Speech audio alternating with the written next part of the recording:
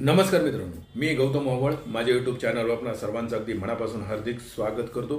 मित्रांनो, आजचं आपलं कॅप्शन आहे भ्याड. आता तुमच्या मनामध्ये नेहमीप्रमाणे प्रश्न निर्माण झालाच असेल की भ्याड म्हणजे नेमकं काय आणि मी आजचं कॅप्शन असं का दिलंय, याला काही संदर्भ आहे का आणि भ्याड कोणाला म्हणायचं आहे, असं कोण कोणाला म्हणेल किंवा हाच शब्द प्रयोग वेगळ्या भाषेत कुणी वापरलाय का? मित्रांनो, या सर्व प्रश्नांची उत्तरं आपल्याला या व्हिडिओमध्ये बघायची आहेत. तर वेळ न दवडता आजचं जे आहे आपलं कॅप्शन भ्याड म्हणजे नेमकं तरी काय. तर मित्रांनो, भ्याड हा मराठी शब्द आहे. आपल्याला तर माहिती आहे की या महाराष्ट्रामध्ये दर कोसागणीच भाषा बदलते, शब्दप्रयोग बदलले जातात. त्याच पद्धतीनं आपल्याला समजाव्या अशा पद्धतीचा मी शब्दप्रयोग केलाय आणि तो म्हणजे भ्याड. आता भ्याडला मराठीमध्ये समानार्थी शब्द जर बघितलं तर भित्रा, घाबरट किंवा कुठल्याही गोष्टीला घाबरणार, अशा अनुषंगानं मी या ठिकाणी भ्याड शब्द वापरलाय. आणि मग मित्रांनो, तुम्ही असं म्हणाल की मी आज हे वापरण्याचं कारण काय, कोण कोणासाठी वापरतंय का? मग ते सामाजिक क्षेत्र असेल, राजकीय असेल, शैक्षणिक असेल. जर एखादा माणूस एखादी गोष्ट करण्यासाठी धाडस करत नसेल किंवा निर्णय घेण्याची क्षमता त्याच्याकडे नसेल किंवा तो जाणून बुजून निर्णय घेत नसेल, तर मग आपल्याला माहीतच आहे की आपल्या महाराष्ट्रामध्ये देशाचं राजकीय क्षेत्र जर बघितलं तर सत्ताधारी वर्सेस विरोधक. मग सत्ताधारी जर एखादा निर्णय घेऊ शकत नसेल आणि तो जर त्यांच्या दृष्टीनं बोलण्यासाठी योग्य असेल, तर मग त्यांचे विरोधक म्हणा किंवा एखादी गोष्ट सूचक लोकांपर्यंत पोहोचवण्यासाठी अशा शब्दप्रयोग केले जातात. उदाहरण द्यायचं झालं तर भित्री भागूबाई असं त्याला म्हटलं जाते. आणि मग असं जर म्हटलं तर तुम्ही म्हणाल की मग आता हे असं कोण म्हणते. तर मित्रांनो, झालंय असं की हा जो शब्दप्रयोग आहे माझा भ्याड, हा शब्दप्रयोग एका राजकीय माणसासाठी वापरलेला शब्द आहे.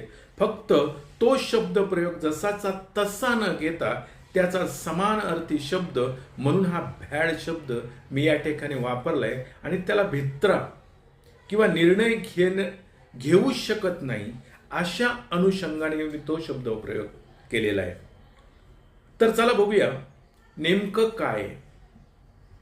तर आपल्याला माहितच, या महाराष्ट्रामध्ये 15-16ला मराठा आरक्षणाचा मोठा प्रश्न, 56-58 मोर्चे या महाराष्ट्रामध्ये निघाले.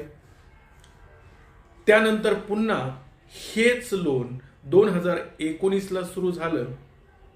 आणि मित्रांनो, मी तर तुम्हाला सांगितलंच की एक वर्ष 29 ऑगस्ट 2024ला एक वर्ष पूर्ती कशाची झाली, तर अंतरवल्ली सराटी जालना या ठिकाणी मनोज जरांगे पाटील यांनी उपोषणाचा मार्ग स्वीकारला. तो म्हणजे मंगळवार दिनांक 29 ऑगस्ट 2023ला. आणि त्यांनी खूप मोठ्या प्रमाणामध्ये मराठा समाजामध्ये जनजागृती केली आणि मराठा समाजाला म्हणजेच गोरगरीब मराठा समाजाला आरक्षण मिळालं पाहिजे अशी त्यांची मागणी होती. आणि ती आरक्षण कशातून मिळालं पाहिजे, तर मराठा समाज म्हणजे जो शेती करतो तो सुद्धा ओबीसीच आहे. आणि मग आत्ता ज्यांच्याकडे ओबीसी सर्टिफिकेट आहे किंवा जे शेतकरी आहेत यांच्याप्रमाणेच यांना आरक्षण मिळालं पाहिजे अशी मनोज जरांगे पाटलांची भूमिका होती. परंतु यामध्ये सरकारने चलढकल करत पूर्ण एक वर्ष होऊन गेलं, पण त्यांना ते आरक्षण मिळालेलं नाही. आणि मित्रांनो, एखादी गोष्ट जर मिळवायची असेल तर त्यांना लोकांचा सहभाग हवा असतो किंवा लोकांची त्यांना साथ हवी असते असं म्हणूया. परंतु आपल्या महाराष्ट्रामध्ये मराठा जो काही 6 कोटी मराठा आहे यांची तर साथ मिळाली. ते रस्त्यावरही उतरले, उपोषणही धरलं. परंतु जी मंडळी त्यांना आरक्षण देणारी आहेत त्या मंडळींमध्ये जी काही मोजकी मंडळी किंवा जी काही राजकीय मंडळी आहेत ज्यांना जाणता राजा इथेही म्हटलं जाते, किंवा जी मंडळी अशी आहेत की त्यांनी त्यावर विचार करायला हवा असं म्हटलं जाते, परंतु अशी काही मंडळी त्यावर डिसिजनच घेत नाहीये. आणि मग त्यावर जर डिसिजन घेत नसतील आणि आपलं राजकीय करिअर सुरुवातीपासून आजपर्यंत जर त्यांनी या मराठा समाजाच्या मतदानावर जर आपलं करिअर घडवलेलं असेल, किंवा 50 वर्षाचं राजकारण मराठ्यांच्या जीवावर केलं असेल, तर त्यांच्या आरक्षणाच्या प्रश्नावर मात्र हे मंडळी काहीच बोलत नाहीत. आणि मग ज्या व्यक्तींना असं वाटतं की मराठा समाजाच्या आरक्षणावर या व्यक्तीने बोलायला पाहिजे, पण ते तर बोलत नाही. आणि मग अशी व्यक्ती कोण आहे की ज्या व्यक्तीने ह्या प्रश्नाला प्रथमतः साथही दिली, म्हणजे मनोज जरांगेंच्या आंदोलनाला साथही दिली, ते म्हणजे वंचित बहुजन आघाडीचे अध्यक्ष माननीय बाळासाहेब आंबेडकर.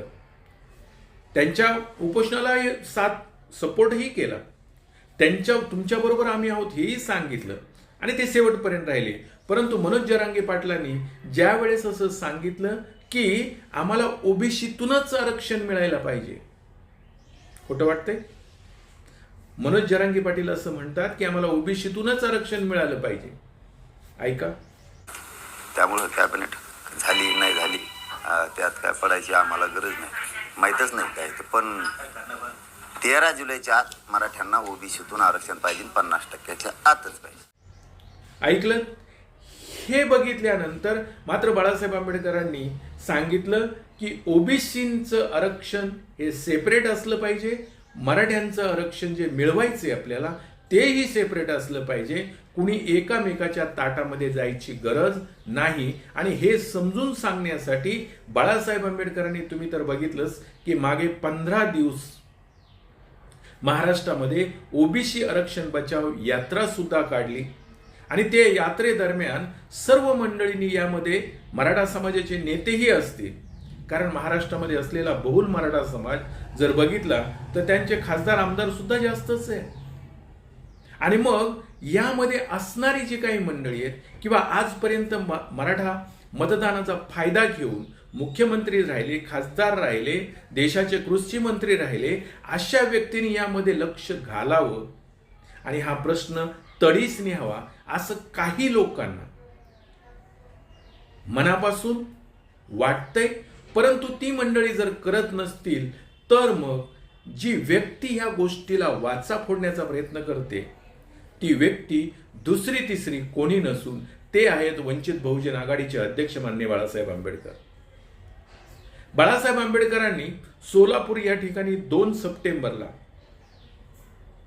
आपल्या लोकांना मार्गदर्शन करत असताना, किंवा लोकांसमोर आपलं मत व्यक्त करत असताना बाळासाहेब आंबेडकर काय म्हणतायत तुम्हीच ऐका. जे निर्णय घेऊ शकत नाही ते भित्रे बागुबा आहेत हे लक्षात घ्या. भारतीय जनता पक्षवाले तर फार मित्र आहेत. 2 दिवस थांबा, मी यांचा असणारा पोल खोलतो एक मोठं. ऐकलं? बाळासाहेब आंबेडकर स्पष्ट सांगतायत की या महाराष्ट्रामधला एक जाणता राजा, एका पक्षाचे अध्यक्ष की ज्यांचं करिअर या राजकारणामध्ये 50 वर्ष त्यांनी राजकारण केलंय, आणि तेही मराठ्यांच्या जीवावर. परंतु त्या मराठ्यांना आरक्षण मिळावं की न मिळावं, त्या मराठ्यांना आरक्षण ओबीसीतून मिळावं, द्यावं की न द्यावं, यावर ही मंडळी काही बोलत नाहीत. आणि ही मंडळी मात्र फक्त त्यांच्या मत घेण्यापुरतं त्यांना आपलंसं समजतायत. आणि मग अशी मंडळी ही भित्री भागुबाई हा शब्द त्यांनी वापरलाय, परंतु मित्रांनो मी हा शब्द नाही वापरलेला, मी त्याला समानार्थी शब्द घेतलाय, आणि तो म्हणजे भ्याड. भ्याड म्हणजे भित्रा माणूस. आता तुमच्या मनामध्ये नेमका प्रश्न निर्माण झालाच असेल की बाळासाहेब आंबेडकर जे म्हटले की भित्री भागुबाई, मग खरंच ते भित्री भागुबाई आहेत का? तर माझ्या हिसाबाने बिलकुल नाहीये भित्री भागुबाई. कारण त्यांनी 50 वर्ष राजकारण केले, खासदार राहिलेत, मंत्री राहिलेत, मुख्यमंत्री राहिले त्या महाराष्ट्राचे, परंतु ते मात्र मराठा आरक्षणावर काही बोलत नाहीयेत. ते भित्री भागुबाई नाहीयेत. आता मी पुन्हा म्हणतो की ते भित्री भागुबाई बाळासाहेब आंबेडकर मग का म्हटले? तर मराठा समाजाच्या जीवावर राजकारण करणारा माणूस जर आत्ता आपण मराठ्यांना ओबीसीतून आरक्षण द्या किंवा जरांगे पाटलाच्या भूमिकेशी मी सहमत आहे असं जरी स्टेटमेंट दिलं, कारण या माणसाचं राजकीय करिअर जर बघितलं तर खूप मोठं आहे, त्यांच्याकडे बघण्याचा महाराष्ट्रातील देशातील जनतेचा एक वेगळा व्ह्यू आहे, त्यामुळं त्यांनी कोणताही शब्द प्रयोग केला किंवा कोणताही शब्द प्रयोग झाला त्यांच्याकडून तर ती बातमी तयार होते, त्यामुळं ही मंडळी तोंडातून ब्र काढायला तयार नाहीये. कारण काय त्याचं की जर जरांगे पाटलाच्या भूमिकेशी म्हणजेच ओबीसीतून आरक्षण मराठ्यांना मिळालं पाहिजे आपण याला सपोर्ट केला तर महाराष्ट्रामध्ये असलेला बहुल ओबीसी समाज नाराज होईल आणि मग जर तो नाराज झाला तर मग आपल्याला मतदान कोण करणार आहे. आणि जर आपण असं म्हटलं की मराठ्यांना ओबीसीतून आरक्षण देऊ नये तर मग मराठा समाज बहुल असलेला तो नाराज होईल आणि मग आजपर्यंत आपण जे काही मराठा समाजावर राजकारण करतोय किंवा मराठा समाजावरच आपला पक्ष तरुण आहे तो पक्ष डबघायला जाईल किंवा राजकारण आपलं नष्ट होईल. अशा दुहेरी भूमिकेमध्ये ही मंडळी सापडत आहे. आणि मित्रांनो, ज्या मंडळींना राजकारण सगळ्यात प्रिय असतं म्हणजे खाण्यामध्ये राजकारण, पिण्यामध्ये राजकारण, चालण्यामध्ये बोलण्यामध्ये राजकारण, हे जर सगळंच त्यांच्याकडे राजकारणाच्या दृष्टिकोनातून पाहत असतील आणि राजकारण हेच त्यांचं जीवन किंवा राजकारण हा त्यांचा श्वास बनत असेल तर मग अशी मंडळी अशी जी काही वक्तव्य करायला कसं काय धजवतील किंवा कोणाला सपोर्टही नको कोणाला विरोधही नको, आपण आपलं शांत बसायचं आणि इलेक्शन आलं की मात्र लोकांना त्या पद्धतीने फिरवायचं, परिस्थिती येईल तसं उफणायचं आणि आपण आपल्या पक्षाचा फायदा करून घ्यायचा आणि पुन्हा सत्ता आपल्या हातामध्ये ठेवायची, एवढा एकच उद्देश यांच्याकडे आहे.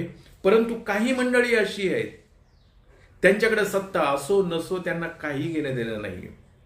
जे सत्य ते मांडतायत आणि सत्य मांडणारी माणसं, उदाहरण द्यायचं झालं तर बाळासाहेब आंबेडकर, सत्ता त्यांच्या हातात नाहीये परंतु 12 बलुतेदारांना जाग करण्याचं ते काम करतायत.